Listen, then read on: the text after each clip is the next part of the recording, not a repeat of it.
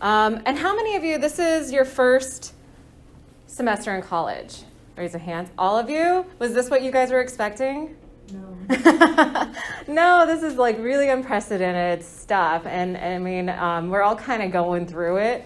And so I'm really not going to be super duper hard. Like, we're kind of meandering through and tripping up and trying to really get this figured out. But definitely what I hope every professor's mindset is that we're here to help guide you guys. You know, we've been at life for a little bit longer, not that much longer, but a little bit longer, you know, and so we're here to kind of help you guys through this period and with the college experience. So anyway, so over the last 2 weeks, did you guys have an okay time navigating through Moodle?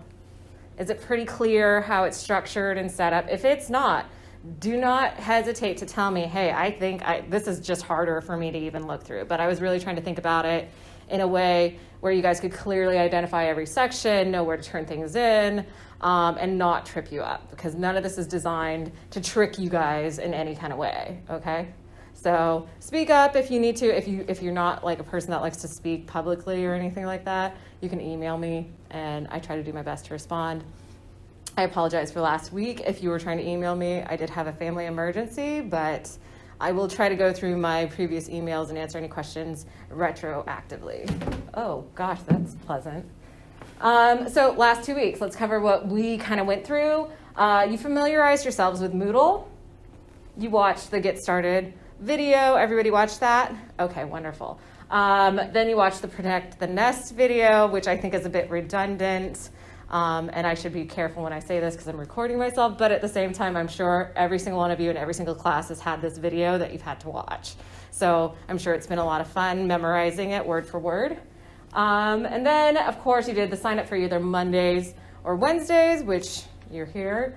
And then we watched the major assignments introductory video. So are we kind of clear? Like, there's no dates on it just yet, because I kind of try to go at the pace in which is comfortable for you guys so that we're not falling behind or anything like that. But really, those are just the 3 major assignments that you will have to do as part of the requirement for this particular course.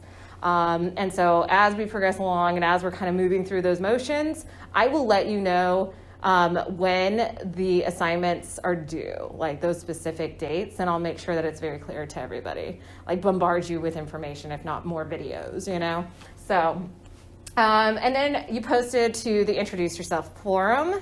Hopefully everybody did that. If not, try to sneak it in. I won't try to call you out on it. We'll say that at this point. And then we did the lecture video on why college. And this is always kind of like a good question. Writing is definitely something that I've enjoyed over the years because it always tells me what I think. Like, I think I know, but nobody really thinks their thoughts in a linear sequence. It's kind of like a jumble, you know, and you kind of go through it and it goes from one thing to another, kind of like various different rabbit holes, and you fall down them every now and then. But writing it kind of gives you a pace to work through. So I'll be grading those within probably a week from now, but just give me a little bit of time to play catch up as well, okay? And then we read the syllabus. When I went to college, I was all like, I don't even know what syllabus means. I never like read it. I was like, they keep giving me this piece of paper. All it does is get shoved to the bottom of my backpack. I don't know. But by the end of it, I was like, oh, this is kind of like the roadmap for everything. And it is a way to kind of be accountable for knowing what to expect, and then knowing what your professors expect from you and what you can expect from your professors. And a lot of times it has a lot of good information.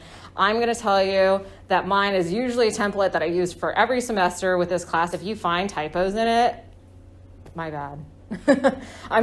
We were trying to adjust it to meet the new regulations and guidelines that they like to change on us almost every week. So you guys are getting kind of familiar with that as well, right? And so you took the quiz with that. The quiz is not designed to trick anybody up in that either. So, I mean, if it was just kind of like hopefully an easy quiz, you know. And hopefully any of the lecture quizzes are not going to be like super hard. It's just, it's like, oh, I watched it, so I'll remember that, you know.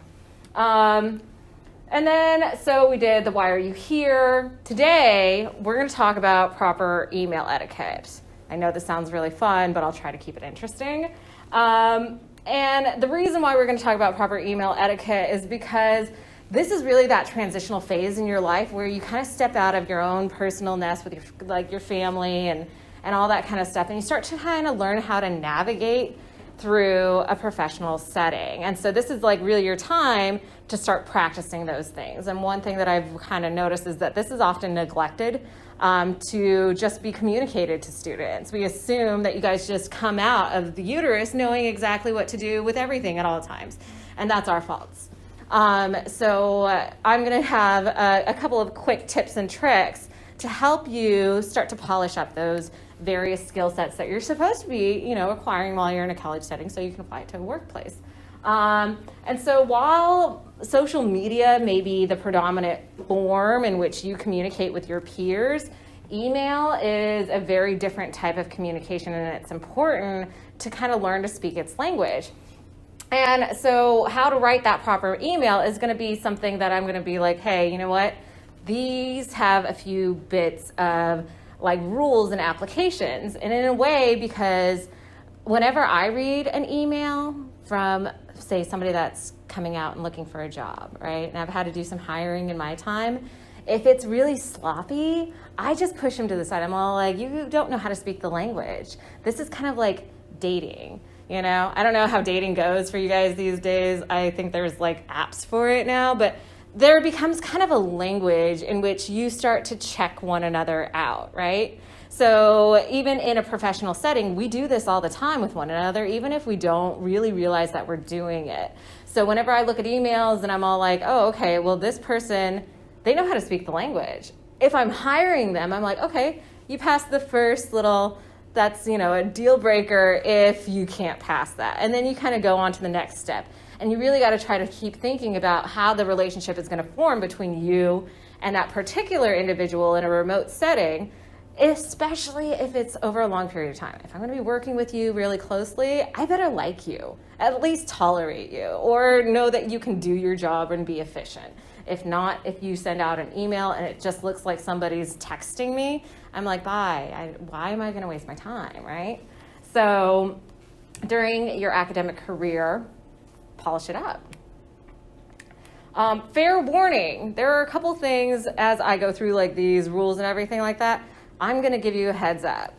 A lot of professors, because we know each other on a social basis, won't even bother answering your emails if it doesn't have the proper information listed in it. And that's because there's a couple of things that we're also kind of dealing with. So most of your professors are not just teaching one course, right? So I'll use me for an example. I teach 5. And I can have anywhere between 120 to 150 students any single semester. And while I would love to be able to give each and every one of you that specific individualized attention, it is really hard for me to be able to process that information because I'm not a computer. So this is kind of your way of being like, hey, I get, that you have other things in your time that you have to be able to delegate properly. And this is my way of being like, I get it. Here's how I can help you along, right? It's starting to build that relationship where it's give and take. And so treat your email like you would a proper letter. As I give you these rules of thumb, just think of it. Has anybody ever done a handwritten letter and sent it in the mail? Yeah. You guys have done that. It's kind of fun. Right now, my nephew, Harrison, he's about 4 years old, wonders why he doesn't get mail and his parents always get him. They get bills. It's not good mail. Nobody wants that mail. I hate checking my mailbox.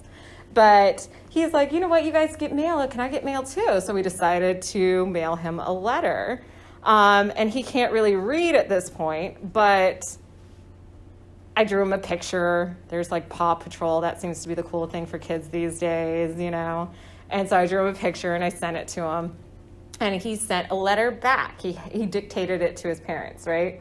And it's kind of this process, and it's a very old art form, but there is an art form to it, and it's a form of communication. And that really ended up translating into what we now have as far as email goes. So it still adheres to a lot of those specific rules. So treat it like you would a proper letter. And also in the subject line. Once again, the number of emails, whenever you guys get out into the workforce, is going to be a little overwhelming at first, because if you're whatever type of job that you're having, especially now that we're working in a remote setting, we don't know how it's going to be. You need to have some flexibility. And so the subject line is really important, because at any point in time, your employer wants to be able to go back and navigate through it and through the search. If it's just quick, easy, if I'm like, hey, UI 100, absences, something like that. If you tell me, hey, remember I told you this, I'm like, let me do a quick search. Oh, there it is. Yeah, for sure. You're good. It really is just making time more efficient. So whenever you have your subject line, make sure that it's informative and short, right? So you have UI 100, 09, absence next week. That's perfectly good. Short and sweet.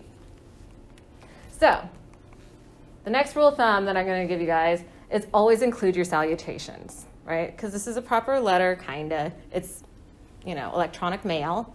So your salutations should always include things like, hello, Dr. Smith, or hello, or dear Dr. Smith.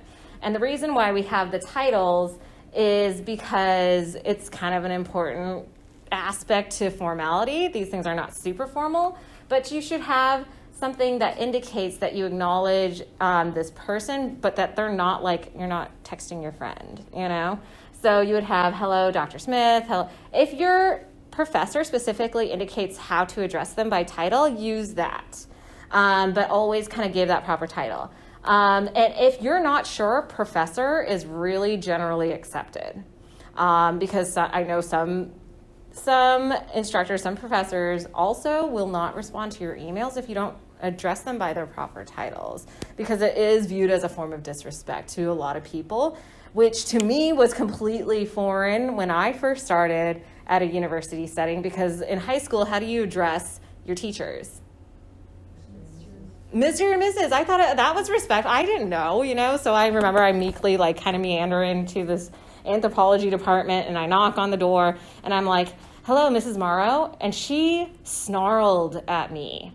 And I'm like, I don't know what I'm doing. I have no idea how to even navigate these social waters.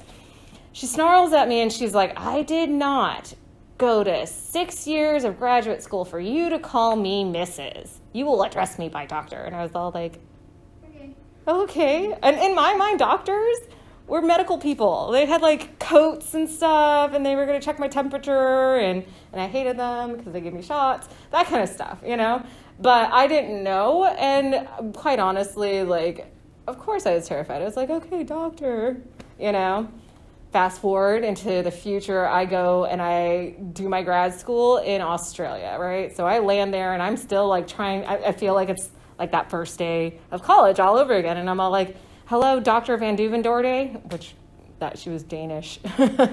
And she's all like, she looks at me and she's like, just call me Wendy. And I was like, okay, Wendy.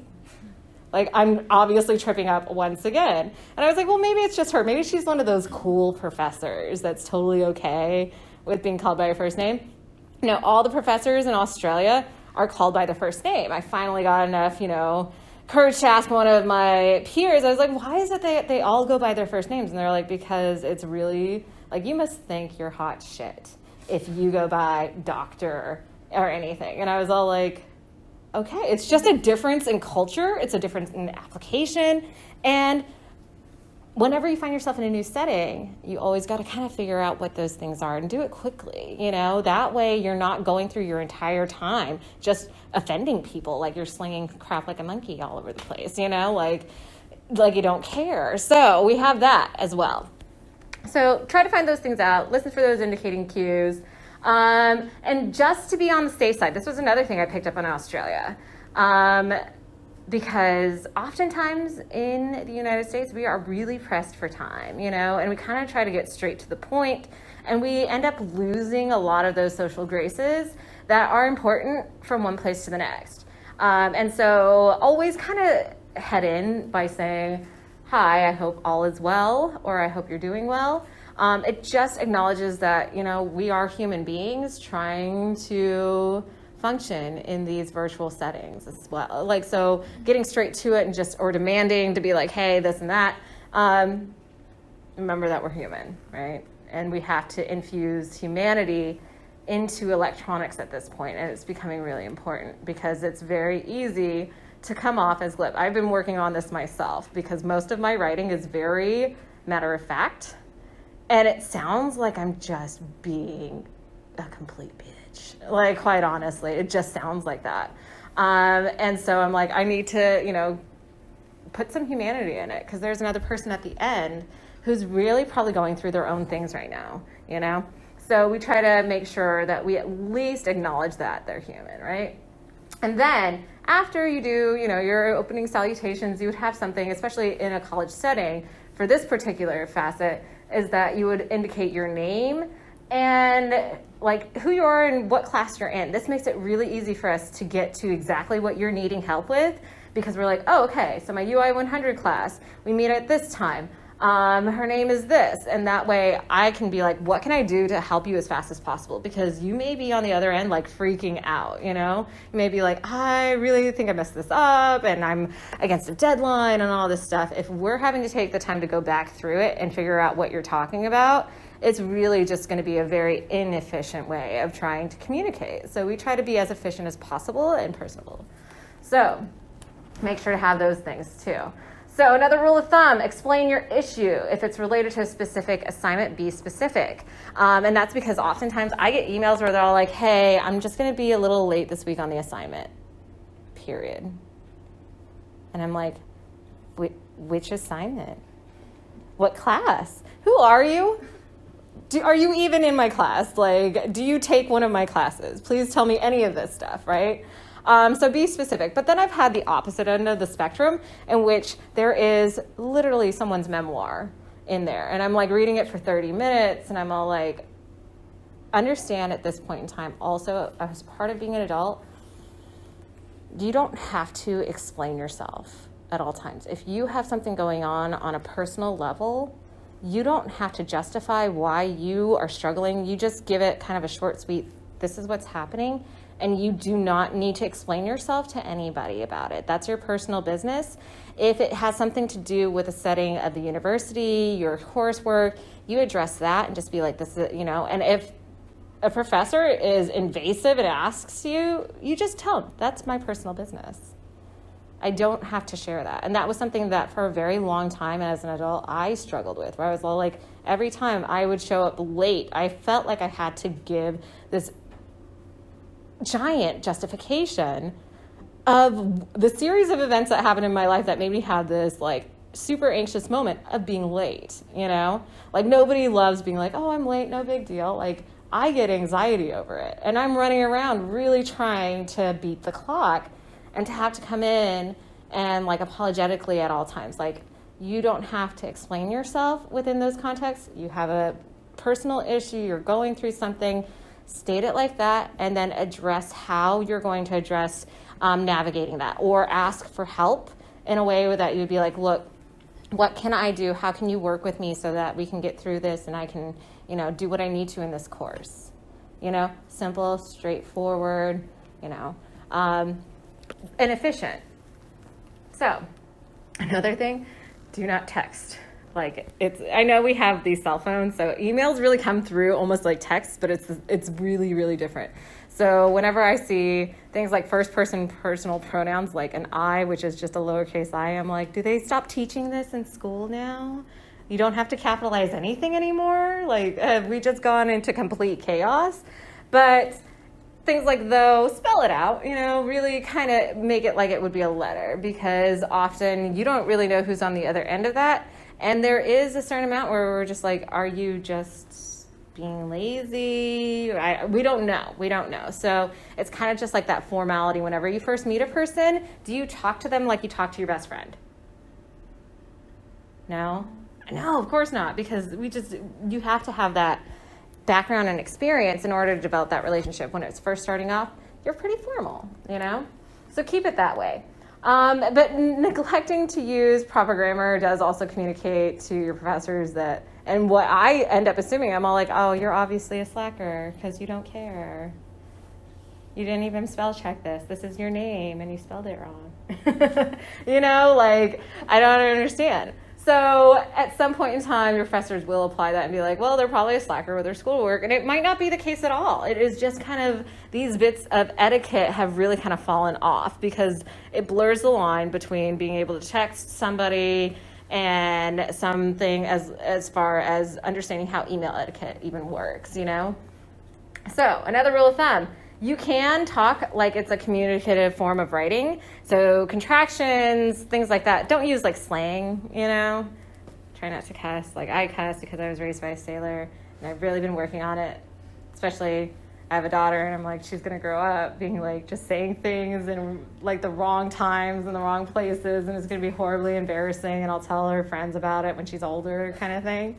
So I'm working on it, but in all cases, you know, try to have it, you know, not too formal, but not too relaxed. Find that middle ground, you know, and that's always kind of what we're doing socially, finding the middle ground. And another one that you're going to need to do is do a proper sign-off.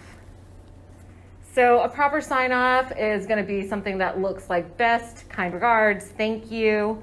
If you look back on this lecture, if you want to look back on it, it will be available in Moodle by 5 p.m. today. So you can look back. And it also has a couple of ones where it's like, thanks in advance. And this one's one of the most responsive sign-offs, I guess. You get the most turnover for it.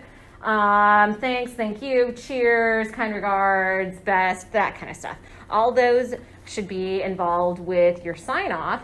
And then follow it with your first and your last name because we need to have that information. How many of you have had one of those names where you feel like every time you went into a new classroom, somebody else had it except for you. You don't have it. Nobody has your name. Okay. So, but like my name's Jennifer. I had like 15 other Jennifers in a class of 20, you know? And I would be like, which one do I get to be? Jen R? Oh, there's another Jen R. Like you kind of lose yourself within that. So be specific because then once again, your professors or who you're talking about will know exactly who you are and what they can do to help you. And then underneath that, have your contact information. For you guys at this point in time, it's probably just your email address. You don't need to be giving out your phone numbers to your professors because we wouldn't call you. We really wouldn't call you. Like at the end of the day, I'm all like, oh man, I really just don't want to talk to anybody. And my husband will say hi and I'd be like, go away, you know? So you kind of get to that point. But, you know, leave some information so that somebody can get back to you. And oftentimes, yeah, we have a reply and all that kind of stuff, but you might have a different or alternative email that you would prefer or whatever it is. Just provide your email address along with it. And so it should look something like this. Kind regards, Jane Doe, janedoe@cmo.edu, whatever. So it's pretty simple at this point, right? But I'm going to give you guys a secret. You don't have to type it in every single time. There's a way to program it so that it just does it for you because I'm a little lazy sometimes and I like making electronics do the legwork when it's available. So you can program your emails to always have a specific sign off. And that way you can kind of do it like text, but not, you know, so it's doing it for you. So I'm going to show you how to program these little things. That way throughout the rest of your time here, you won't even have to think about it. Right?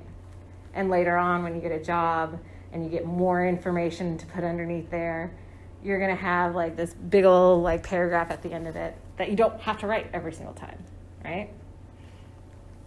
So this one is going to be for the desktop, and then I also have a video for your guys' Office 365. Okay, so I'll try to walk you through it. I don't know how well you can see it throughout the classroom, but I also have a learning module with some more videos just in case you want to go back and like review it, okay? So in this one, you end up looking for your Outlook email, and then you open up a new file. In the new file here, you can definitely see mine's already pre-programmed in there. I don't have to think about it at all. I just start writing. So as it's in there, what you would want to be able to find at this point is to go up and go into File. After you go into File, there's going to be an Options button at the bottom, and you click on that.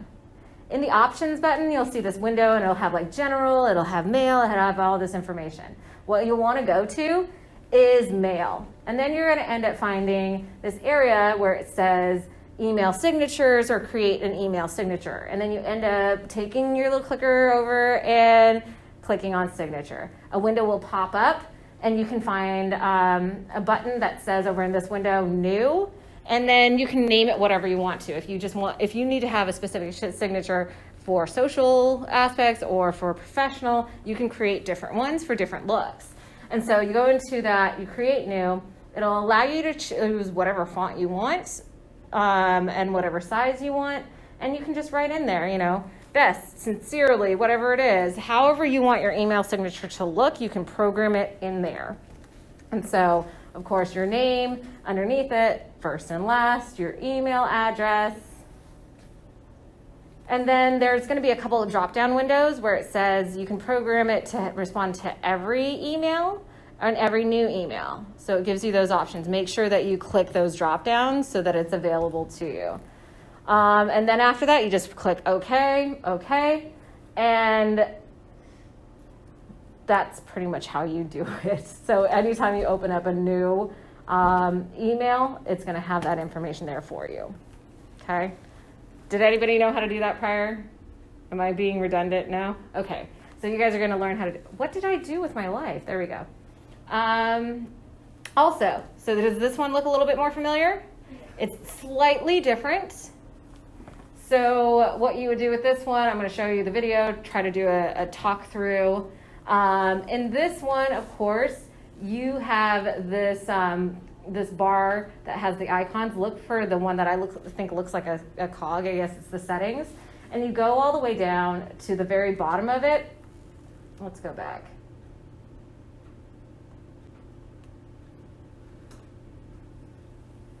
So you go to the cogs.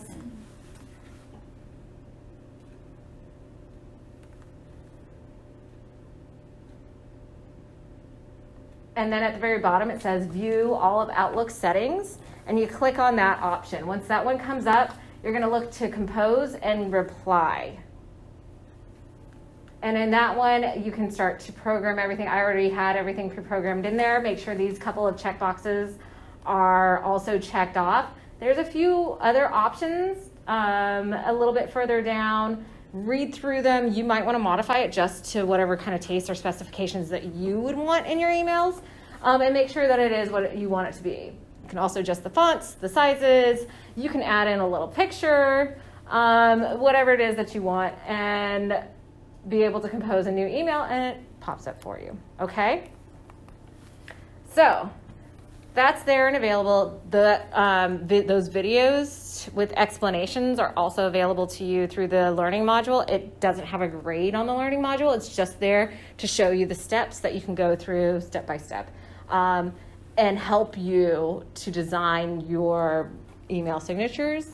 And also another really important thing is time, because that is the one thing you can never get back, right? So what are appropriate times? Let's look at this. And of course, because I teach anthropology, everything's probably going to have a little bit of anthropology laced into it. But language ends up impacting the way that we end up viewing the world. But so does time. And our concepts of time change just as much conceptually from culture to culture, right? Has anybody traveled to a different country? Yes, what country did you go to? Mexico. Mexico. Oh, that one's fun. So what is time like there for you? What was your experience of time there? It's always sunny. It feels like it's sunny for literally 14 hours of the day. 14 hours of the day. That would drastically change your perception of time, wouldn't it? If you had all that time, maybe things wouldn't feel so pressing, right? So let's imagine this scenario. You're throwing a dinner, and you invite 6 different people from 6 different countries to arrive at the dinner at 6 o'clock. Let's ask the question, at what time would each of those individuals show up to your dinner? A different one. A different one each time, right? Well, let's ask a specific one. Okay, one of your guests is from the United Kingdom. What time will that guest show up? You can throw out anyone that you would think. Anyone. That's right, 6, exactly. Exactly at 6 o'clock, because that in their culture is appropriate, right? That's appropriate. What about if one of your guests is from Thailand? What time do you think they would show up? 5? And why would you think 5? Maybe like to them it's like a respect thing to be early. It could be a respect thing to be early. Some people have like that whole timeline in between. Some of them have acceptable early times where it's okay to come within that hour. And some of them are like, if you are early before 10 minutes to the clock, it's considered rude. It's a little crazy that in each one it's slightly different and it's considered rude or appropriate depending on what country you're in. So in Thailand, it's appropriate to show up within the hour, 5:45, 15 minutes before. 15 minutes before is appropriate. Okay. What about Germany? What time would be the most ideal, appropriate time to show up for a dinner? That's at 6. For them, it's 5:57. Very specific. You get 3 minutes. Like, you need to walk in at 5:57. Like, they're really specific about it. You can't be too early. You can't be too late. In fact, they have a real inference about the appropriateness of punctuality, you know? So they're like, yeah, no, it's okay to be early, but only by a couple of minutes. I think the sign in like 5 minutes is just 3. Right, no, 3 minutes. I was like, that's ridiculous. Who made this? So Germany, 3 minutes. What about Japan? What time do you think those who are in Japan would feel is an appropriate time to show up at a dinner that was scheduled at 6? 5:30? You know, I would think so too. But Something crazy like 4:30. 4:30, maybe I should get there extra early and offer my assistance to the host, right? You might have something like that. No, theirs is also exactly at 6. That one was a bit surprising to me too. A bit surprising. Okay. Let's do one from Africa. Okay, if you're from Africa, what is an appropriate time to show up to a dinner? Theirs is 6:09. I mean, that one was one I just kind of threw that one out there because they're kind of more relaxed about it. They're just all like, I showed up, now let's eat, you know? It's okay, it's not a big deal.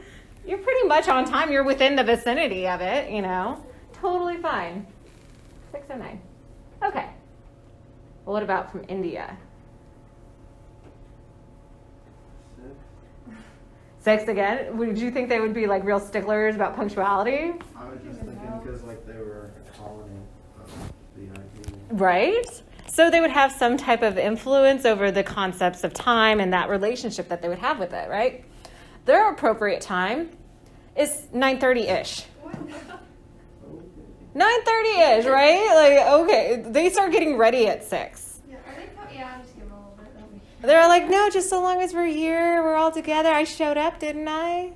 Let's eat, right? Completely appropriate within the context of their culture.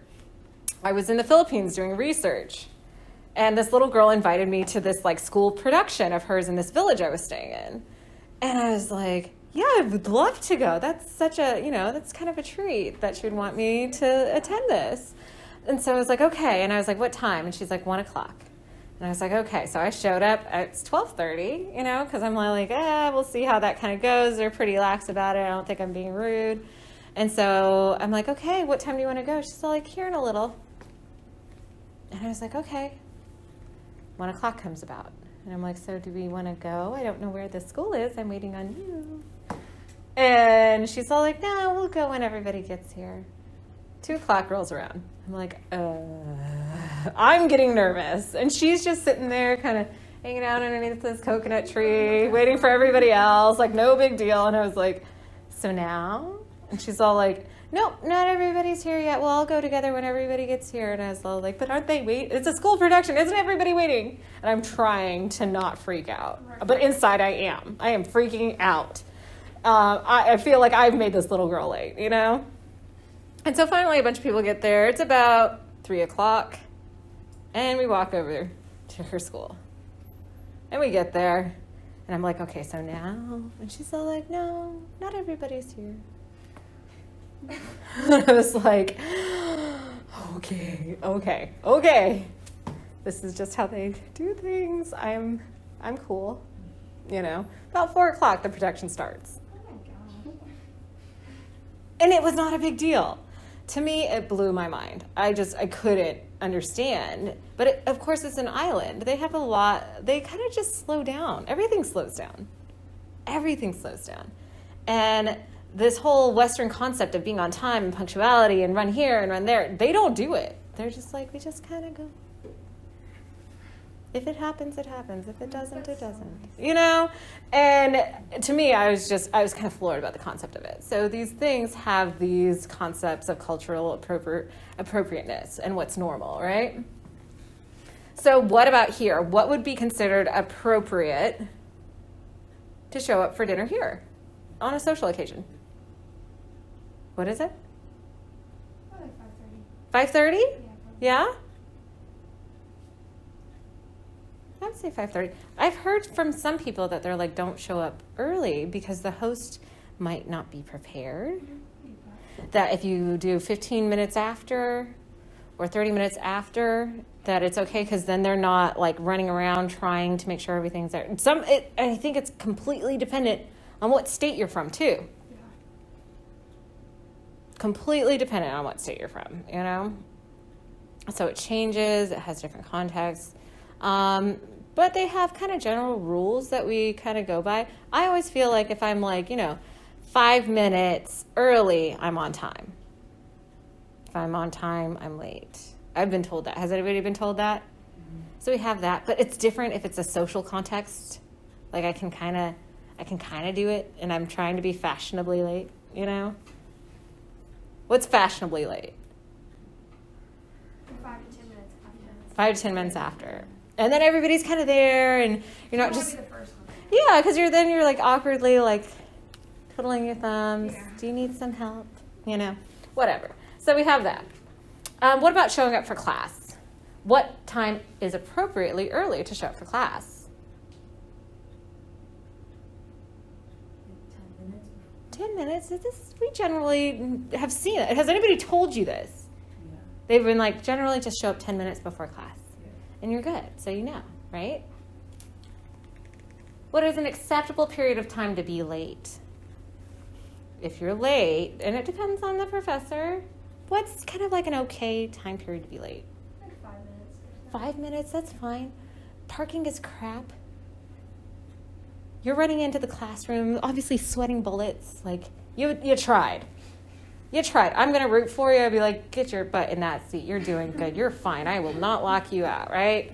Some professors are like, I'm sorry, but it's been 36 seconds past the hour, so no, get out of my classroom. Depends. But usually they're not going to really bat an eyelash. What about,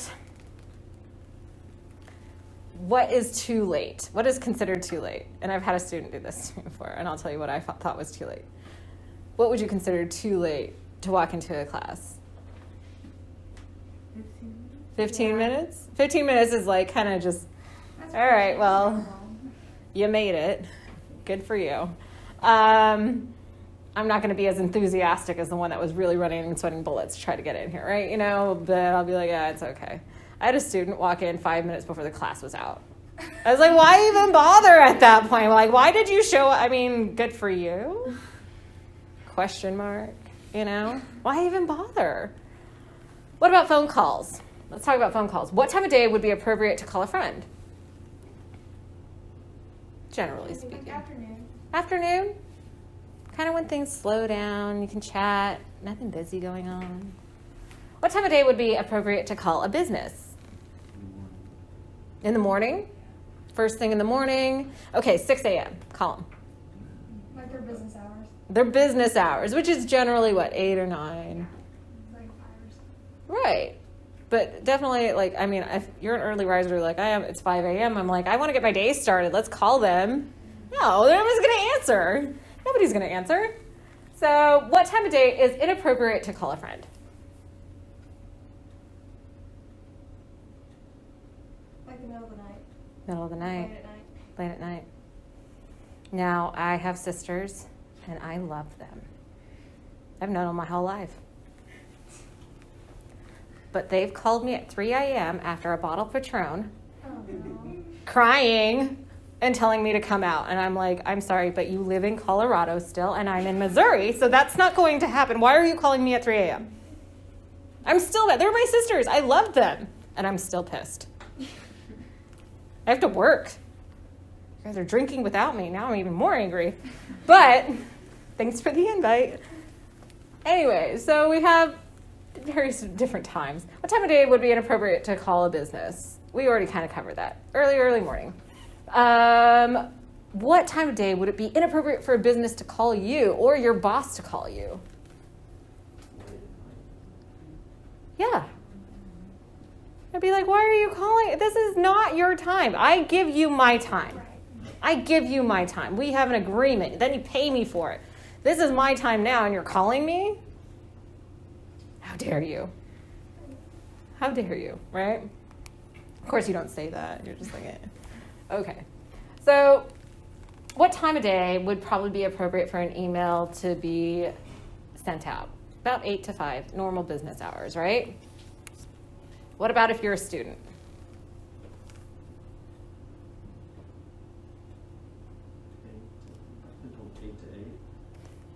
8 to 8? Some of them kind of outline that, yeah. If you don't know, always kind of go err on the side of caution. What time is it appropriate to email your professors? Not 3 a.m., guys. Stop sending me emails at 3 a.m. because my phone, of course, goes off, my baby starts to cry, and then I hate you. And then I hate you. And my response will not be kind, you know? So there's reasons why we don't send it there. But we have tricks for that too. You can schedule the time that whatever time you write your email. It could be 1 a.m. I know you guys probably are doing work until late into the night or whatever it is, not within that 8 to 5 time range. You can schedule what time that email goes through. Because I'm assuming when you send them out 1 a.m., you don't expect a response back, right? But we still get it because our phones, are on. So you can schedule. And how you do this, there's another video in this. There's also another video in the learning module, is by going and opening up a new email, finding the options button. I sent this to myself. I got it this morning. Doing your subject line, all that kind of stuff. But there is an options button right here. So I wish I could fast forward this because I'm running out of time. But hello students, this is an email showing you how to do this, blah, blah, blah, blah, blah, blah, blah. And it will show you in the learning module exactly how to program it as well.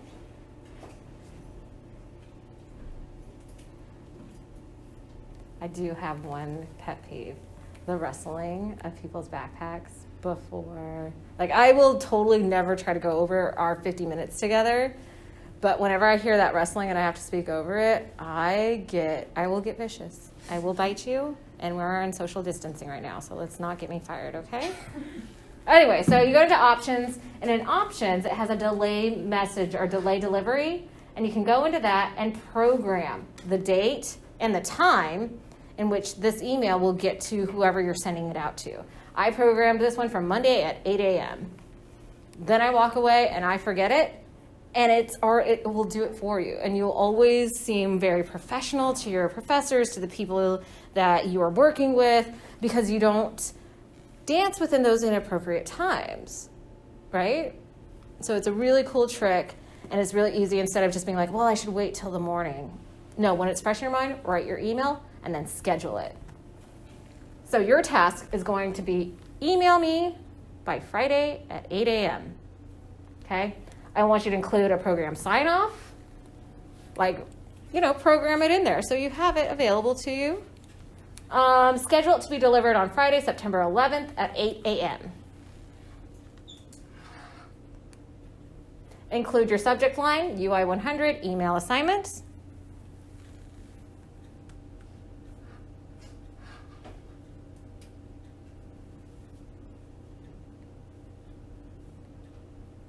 Provide the proper greeting. Professor is always safe. Don't just say, hey. Include, I hope you're doing well, or I hope all is well. And in the body, indicate who you are, what course you're taking from me, what time we meet, and what assignment specifically you're addressing. And if you're wondering, it's called email assignment. I get really complicated with my naming of stuff. I had a turtle when I was a little girl. I named him Turtle.